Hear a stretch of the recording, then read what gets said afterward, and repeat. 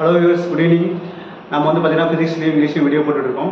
இன்றைக்கி நம்ம சேனலுக்கு புதுசாக ஒரு இன்வைட்டட் டாக் கொடுக்க ஒரு மேடம் வந்திருக்காங்க. அவங்க பேர் வந்து டாக்டர் பி சத்யா. அவங்க வந்து பார்த்தீங்கன்னா சயின்ஸ் பிஹைண்ட் வாட்டர் அப்படிங்கிற டாபிக் பற்றி இன்றைக்கி பேச போகிறாங்க. ஸோ வீடியோ தொடர்ந்து பாருங்கள். வாட்டர் எப்படி ஃபார்ம் ஆச்சு அப்படிங்கிறத கற்றுக்கோங்க. அனைவருக்கும் வணக்கம். நான் இப்போ உங்ககிட்ட வாட்டர் எப்படி ஃபார்ம் ஆச்சு அப்படின்ட்டு எக்ஸ்பிளைன் பண்ண போகிறேன். ஸோ இந்த பிரபஞ்சத்தில் நிறைய கேலக்ஸிஸ் இருக்குது, மில்லியன்ஸ் ஆஃப் கேலக்ஸிஸ் இருக்குது.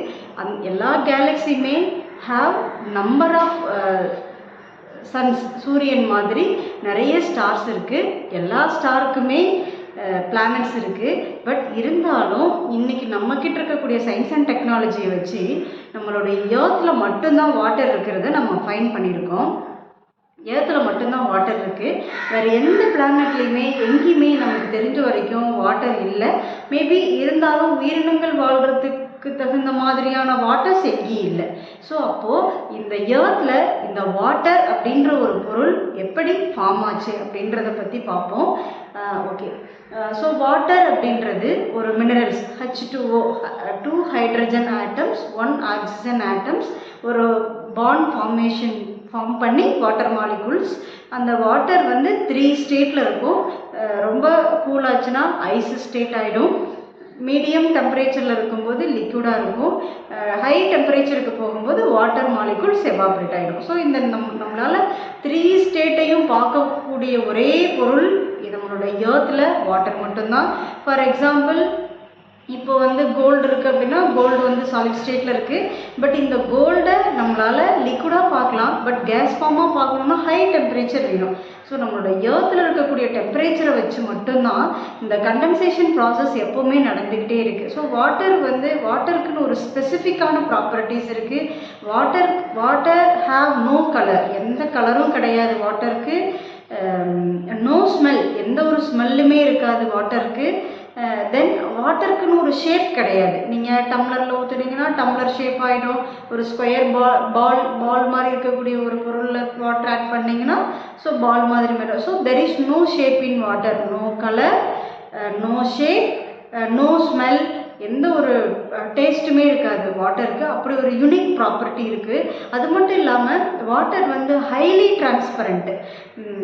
டிரான்ஸ்பரண்ட் மீன்ஸ் ஒரு கண்ணாடி மாதிரி நீங்கள் என்ன பண்ணாலும் அது ரிஃப்ளெக்ட் ஆகும். வாட்டர் இல்லாமல் இந்த பூமியில் நம்மளால் க்ளீன் பண்ணவே முடியாது.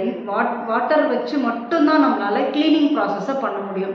இந்த மாதிரி நிறைய ஸ்பெசிஃபிக்கான ப்ராப்பர்ட்டிஸ் இருக்குது. ஸோ இந்த வாட்டர் பூமியில் எப்படி க்ரியேட் ஆகிருக்கும் அப்படின்னா, நம்மளுடைய பூமி உருவாகி கிட்டத்தட்ட 500 கோடி வருஷம் ஆயிடுச்சு. ஸோ 500 கோடி வருஷத்துக்கு முன்னாடி நம்மளுடைய எர்த் சூரியன்லேருந்து செப்பரேட் ஆன ஒரு சின்ன ஸ்பீசிஸ் தான். ஓகே. ஒவ்வொரு நாளும் இந்த யூனிவர்ஸோடைய டெம்பரேச்சர் கூல் ஆகிக்கிட்டே இருக்குது, டெம்பரேச்சர் கம்மியாகிக்கிட்டே இருக்குது. கூலிங் ப்ராசஸ் நடந்துகிட்டே இருக்குது. இதில் கேஸ் ஸ்டேட்டில் இருந்த இந்த எர்த் சடன் கூல் ஆனதுனால, ஃபார் எக்ஸாம்பிள், எர்த்தோடைய ஒரு பார்ட் மட்டும் தனியாக பிரிஞ்சு வந்துருச்சு. வந்த உடனே ஹை டெம்பரேச்சரில் இருந்த இந்த பார்ட் வந்து செப்பரேட் ஆன உடனே சடன் கூலிங் ஆனதுனால, அதுக்கு பேர் சயின்ஸ்லேருந்து சடன் குவென்ச்சிங்னு சொல்லுவாங்க. ஸோ அது என்னன்னு கேட்டால் பாறையாக மாறிடும். ஃபார் எக்ஸாம்பிள், கோல்டை கூட நம்ம லிக்விட் பண்ணிவிட்டு அதனோட ஷேப் பண்ணிவிட்டு சடனாக வாட்டரில் கொண்டு போய் டிப் பண்ணும்போது சாலிடாக மாறிடும். சரிங்களா? இந்த ப்ராசஸ் நமக்கு நல்லாவே தெரியும். ஸோ இந்த சடன் கூல் ஆனதுனால இங்கே இருக்கக்கூடிய மேட்டர்ஸ் எல்லாமே பாறையாக இறுகிடுச்சு. சரிங்களா? ஸோ இப்போ கிட்டத்தட்ட ஒரு எர்த் ஃபார்ம் ஆகி அதுக்கப்புறம் ஒரு 200 கோடி வருஷம் கழிச்சு தான் மேபி வாட்டர் ஃபார்ம் ஆகிருக்கலாம். எப்படி இந்த வாட்டர் ஃபார்ம் ஆகிருக்கும் அப்படின்னு கேட்டால், இந்த பாறை வந்து அதாவது சடன் கூல் ஆனதில் எர்த்தோடைய சென்டர் பார்ட் இருக்குது இல்லைங்களா, அந்த சென்டர் பார்ட் மட்டும் டெம்பரேச்சர் அப்படியே இருக்குது. பட் இது எர்த்தை சுற்றி இருக்கக்கூடிய பார்ட்ஸ் எல்லாத்துலேயுமே சடன் கூல் ஆனதுனால டெம்பரேச்சர் ரொம்ப கம்மியாயிடுச்சு. ஸோ இப்போது சென்டர் எர்த்தோட கோர் வந்து ஹை டெம்பரேச்சரில் இருக்குது. அவுட் சைட் எர்த்தோடைய மேற்பரப்பு ரொம்ப கூலிங்காக இருக்குது. இன்பிட்வீனில் பாறை இருக்குது. ஸோ இந்த பாறை வந்து ஹை ப்ரெஷர், நிறைய வெயிட். ஸோ ஹை ப்ரெஷர்னாலையும் சென்டர் கோரில் இருக்கக்கூடிய ஹை டெம்பரேச்சர்னாலையும் பாறையில் இருக்கக்கூடிய மினரல்ஸ் வந்து லிபரேட் ஆகுது. ஸோ ஃபார் எக்ஸாம்பிள் நம்மளோட பாடி இருக்குது, நல்லா ப்ரெஸ் பண்ணுறோம், நம்மளோட பாடியிலேருந்து எப்படி பிளட்டு கசிகிற மாதிரி நம்மளுடைய எர்த் ராக்ஸிலிருந்து வாட்டர் மாலிகுல்ஸ் எவாப்ரேட் லிபரேட் ஆகுது. சரிங்களா? ஸோ அதில் லைட்டஸ்ட் எலமெண்ட் வந்து ஹைட்ரஜன், ஆக்சிஜன். ஸோ இந்த hydrogen, oxygen, some of minerals zinc, magnesium, calcium, இந்த மாதிரி சில மினரல்ஸ் மட்டும் வாட்டர் கூட இருக்குது. ஸோ இந்த பாறை வந்து ஹை ப்ரெஷர்னாலையும் மேலே ஹை ப்ரெஷர் கீழே ஹை டெம்பரேச்சர்னால பாறையில் இருக்கக்கூடிய லேட்டஸ்ட் எலமெண்ட்டான ஹைட்ரஜன் அண்ட் ஆக்சிஜன் லிபரேட் ஆகி ஹைட்ரஜன் ஆக்சிஜன் மாலிகூல்ஸ் ஜாயின் பண்ணி வாட்டர் மாலிகூல்ஸை டெவலப் பண்ணுது. ஸோ இப்படி தான் இந்த பூமியில் வாட்டர் கிரியேட் ஆச்சு. ஓகே, பட் எர்த்தில் 4/1 வாட்டர். ஸோ கடல், இவ்வளோ பெரிய கடல் எப்படி கிரியேட் ஆகிருக்கும் அப்படின்னா, நம்மளுடைய எர்த் வந்து சடன் கூல் ஆனதில் இங்கே இருக்கக்கூடிய மாலிகூல்ஸ் எல்லாம் எவாப்ரேட் ஆகி, ஸோ கண்டென்சேஷன் ப்ராசஸ் மூலமாக எர்த்தை சுற்றி ஒரு பெரிய க்ளவுட் ஃபார்ம் ஆகிடுச்சு. அந்த க்ளவுட் வந்து ரொம்ப நாள் அந்த க்ளவுட் ஃபார்ம் ஆகிட்டு திரும்பவும் என்னாச்சுன்னு கேட்டால் டெம்பரேச்சர் காரணமாக திரும்ப மழையாக பெஞ்சிருக்கு. ஸோ அப்போ நீங்கள் யோசிச்சு பாருங்கள், இவ்வளோ பெரிய கடல் உருவாகிற அளவுக்கு இந்த பூமியில் மழை பெஞ்சிருக்கு. ஸோ சயின்டிஸ்ட் என்ன சொல்கிறாங்கன்னா, கிட்டத்தட்ட ஒரு 30 வருஷம் கண்டினியூஸாக மழை பெஞ்சிருக்கும். அப்படி இருந்தால் மட்டும்தான் இவ்வளோ கடல் உருவாக முடியும், இல்லைன்னா கண்டிப்பாக இதுக்கு பாசிபிளே கிடையாது அப்படின்னு சொல்லியிருக்காங்க. ஓகே, நெக்ஸ்ட் வீடியோவில் இந்த வாட்டர்லேருந்து உயிரினங்கள் எப்படி ஃபார்ம் ஆச்சுன்னு பார்ப்போம். அதுக்கு முன்னாடி இந்த வாட்டருடைய ஸ்பெஷாலிட்டியை தெரிஞ்சுக்கணும். வாட்டர்னால தான் உயிரினங்கள் ஃபார்ம் ஆகிருக்கு.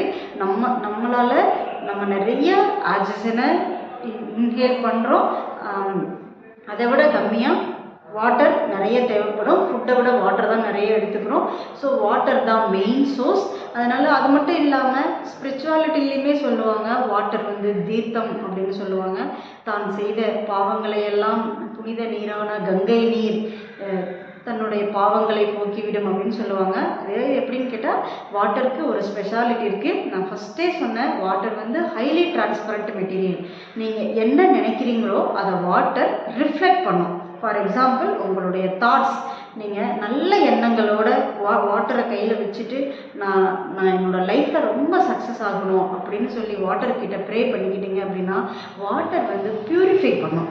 அதே மாதிரி கிளீன்சிங் ப்ராசஸ், நம்மளுடைய மைண்டை கிளீன்சிங் பண்ணி திரும்ப அதை ரிஃப்ளெக்ட் பண்ணக்கூடிய வேவ்ஸ், மைண்ட் வேவ்ஸ், நல்ல வேவ்ஸாக நமக்கு திரும்ப கொடுக்கும். ஸோ வாட்டரில் சயின்ஸ் மட்டும் இல்லாமல் நல்ல ஸ்பிரிச்சுவாலிட்டி இருக்குது. ஸோ வாட்டர் எப்போவுமே நம்மளை சுற்றி இருந்துகிட்டே இருக்குது. ஸோ ஒவ்வொரு டைமுமே வாட்டர் நம்ம கூடவே இருக்குது. உங்களுடைய எண்ணங்களை இந்த வாட்டர் ரிஃப்ளெக்ட் பண்ணிக்கிட்டே இருக்கும். நம்மளுடைய தாட்ஸ் நல்ல குட் தாட்ஸாக இருந்தது அப்படின்னா, சப்போஸ் இந்த குட் தாட்ஸ் கூட சில பேட் தாட்ஸ் இருந்தாலும் இந்த வாட்டர் அதை க்ளீன் பண்ணிடும், அதை ப்யூரிஃபை பண்ணி திருப்பி நல்ல பவர் உள்ள எனர்ஜியை நமக்கு ரிஃப்ளெக்ட் பண்ணும். ஸோ வாட்டரை ஆஸ் எ ஹியூமனாக நம்ம வாட்டரில் இருந்தால் க்ரியேட் ஆகணும். So always we respect water and ஒரு காட்க்கு ஈக்குவலாக நம்ம வாட்டரை பார்க்கணும். ஸோ டெய்லியும் நீங்கள் ப்ரே பண்ணணும், நல்ல விஷயங்கள் நம்ம லைஃப்பில் நடக்கணும்னு ப்ரே பண்ணணும்னு நினச்சிங்க அப்படின்னா வாட்டர் முன்னாடி ப்ரே பண்ணுங்கள், கண்டிப்பாக நல்லதே நடக்கும். Okay, thank you. நெக்ஸ்ட் வீடியோவில் இந்த வாட்டர்லேருந்து எப்படி உயிரினங்கள் ஃபார்ம் ஆச்சுன்றதை பற்றி சொல்கிறேன். இந்த வீடியோவை பார்த்த அனைவருக்கும் என்னுடைய நன்றி. ஸோ இந்த வீடியோவுக்காக சப்ஸ்கிரைப் பண்ணுங்கள். தேங்க்யூ.